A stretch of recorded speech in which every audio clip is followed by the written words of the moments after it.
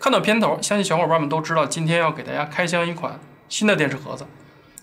相信老粉儿听到米库这个名字呢，应该都会比较印象深刻，因为当年啊，这个 M8S Pro 这个盒子，因为价格便宜，那配置又非常高，所以说广受大家的喜爱。但是万万没有想到呢，就是厂家的宣传，它支持奈飞，它竟然是破解的。这回这个米库 KM2 究竟怎么样呢？它的性能究竟如何？是不是能够一雪前耻呢？那接下来呢，就跟金水一起来了解一下。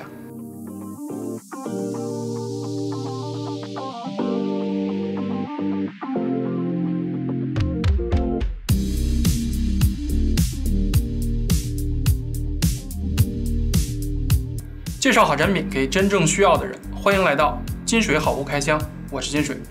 首先我们来看一下包装。这个包装呢是典型的外贸盒子的包装啊，只能说是中规中矩。内附了说明书、保修卡，还有盒子的本体、遥控器和12伏1安的电源适配器。我收到了呢，这个是欧洲的版本。外加呢还附送了一个电源的转换插头和一根 HDMI 的线。好，我们来现在看一下这个盒子的本体。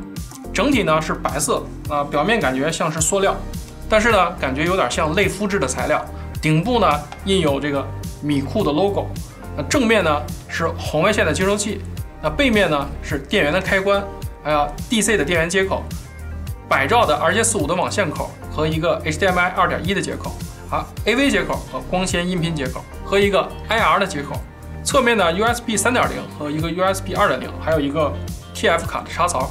最大呢支持64G， 个人感觉还是非常的简洁的。那接口呢是相当的丰富。好，我们来看一下它的硬件。米库 KM2 采用了精纯的 SoC，2G 的 DDR4 的内存，8G 的硬盘，双频的 WiFi， 红外线蓝牙双模遥控器，安兔兔跑分48327分。我们在测试软件下可以看到跑满我们家的200兆的宽带 ，WiFi 是没有任何的问题的。当然，你也可以通过 USB 转接有线网卡。那跑满1000兆网卡，建议呢是使用螃蟹的8153网卡。那时间的问题呢，在这儿就不给大家演示了。如果想要了解呢，可以去看一下悟空的这一期的视频。系统呢是安卓10.0的，但是却是非常经典的9.0的界面，支持 Chromecast 和谷歌助手，支持奈飞 4K HDR， 而且支持奈飞杜比全景声，但是呢不支持杜比世界。重点来了，这次 MK2 终于拿到了奈飞的授权，你可以在系统的说明里找到。当然，你也可以在安卓 TV 的这个授权网站里面去查询它的备案信息。好，我们现在开机给大家看一下。好，我们开机之后，首先看到一个 TV Box 的 logo， 之后呢就是大家喜闻乐见的经典的原生安卓 TV 的画面。大家可以在右上角看到我家的这台电视呢已经识别出了 HDR 的标志。进入系统之后呢，你大概率会碰到网络连接不上的情况。虽然连接上了，但是显示无网络。那这个呢是国外的安卓盒子的通病。大家可以看到这里的系统时间是错误的，主要是因为时间服务器和本地的网络时间不匹配造成的。大家可以通过悟空大佬的这个方法更改一下时间服务器，就轻松解决了。首先我们来到设备偏好，找到关于，在版本号这个菜单下摁5下确定键，这样呢就可以打开开发者模式。在开发者模式里，我们启用 USB 调试，然后呢使用悟空大佬提供的 ADB 工具连接你家的电视盒子。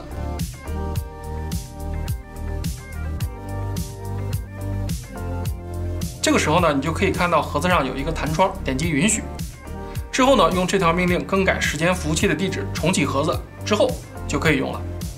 关于相关的内容链接呢，我会放到视频的说明里。想了解详细情况的小伙伴呢，可以去看一下悟空的原帖，还有这个视频，里面会有非常详细的说明。在这儿呢，就不给大家班门弄斧了。好，我们重启完成了之后，大家可以看一下这个网络连接已经正常了。在这儿呢，这个时间也是对的。接下来呢，我已经安装了一些软件。有国内的，也有国外的应用。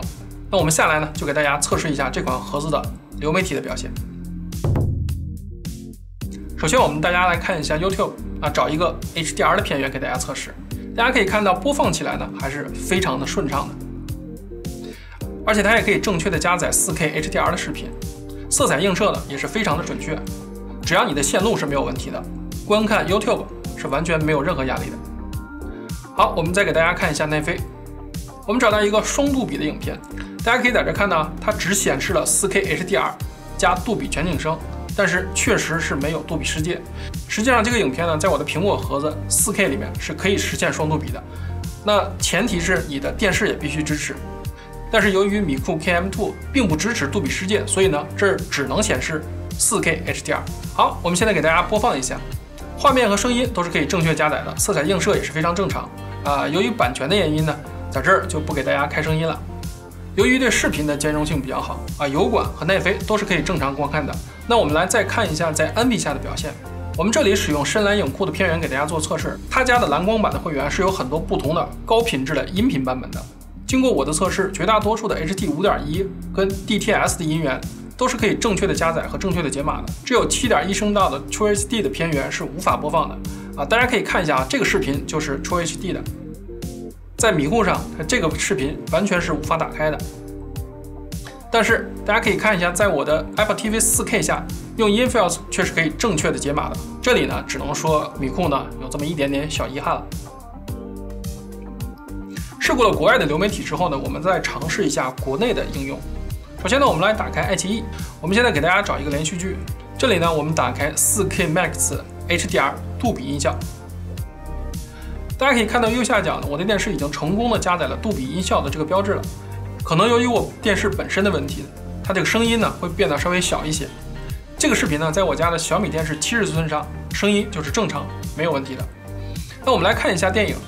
首先，我们同样打开 4K Max HDR 的杜比音效，这个呢也是可以正确加载的，色彩映射也是没有任何问题。那只要你家的带宽足够，播放国内的应用基本呢是不在话下的。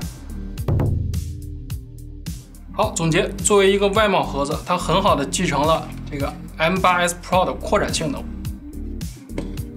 整体的性能呢，对于普通家庭来说也是非常够用的，有奈飞授权，支持杜比世界，支持 HDR。那当然，这些功能呢，要你家的电视配合才行。当然，你家的电视并不支持杜比世界，或者也不支持 HDR 的话呢，你可以完全忽略这个参数。那整体的散热和功耗控制的也是相当不错的。整体来说，性价比我觉得还是非常高的。那缺点其实也是非常明显。那硬件呢，说实话，在2021年也只能说是够用。那相比神盾盒子或者是 Apple TV 4K 还是有不小的差距。不过毕竟它们也不是同价位的产品。另外一个呢，就是音频解码其实并不完善 ，True HD 7.1是无法正确解码的。另外一个呢，就是时间码服务器这个呢可能会造成一些问题，比如说你家的 WiFi 连不上，或者是其他一些小毛病。那这些呢都是海外盒子的通病。那如果你想在国内使用的话，那你必须要自己重新设置一下。还有一个问题呢，就是遥控器呢有几个按键，像这个按键，还有这个按键，还有这个按键，它其实是不太好用的。不知道是不是后续的固件升级可以改善。有线网口呢是一个100兆的，如果你想发挥极速，只能通过 USB 扩展有线网卡来实现。推荐螃蟹的8153的网卡。之前在测试界面可以看到，它跟小米的米 Box S 是同一家代工厂，是创维数字。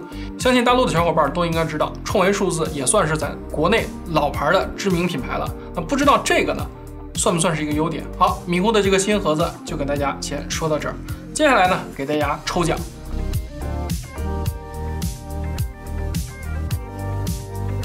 非常恭喜这位小伙伴中奖请这位小伙伴在1周之内，在我的电报群联系我领奖。如果你是国内的小伙伴呢，你会领到一个挖矿的版本；那如果你是海外的小伙伴呢，你将会领到一个功能版。好了，那今天的内容呢就先到这里。